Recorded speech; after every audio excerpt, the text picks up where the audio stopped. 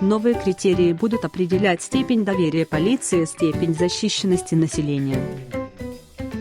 По критериям оценки работы, что тот момент, который нам ставился в упрек, что мы гонимся за показателями, что мы ограничиваем оценку своей работы только правовой статистикой, мы внимательно с Генеральной прокуратурой отработали этот вопрос и согласовали с госорганами и руководством страны. И теперь действия полиции будут оцениваться по двум основным критериям. Количество показателей, данные правовой статистики, они нужны, но они не будут единственными. И второе – это качественные критерии, которые будут основаны на социологических исследованиях, будут определять степень доверия полиции и степень защищенности, насколько люди чувствуют себя защищенными от противоправных посягательств, рассказал Калай Чиди. Он также сообщил, что переход сотрудников на новую форму одежды перенесен на более поздний срок.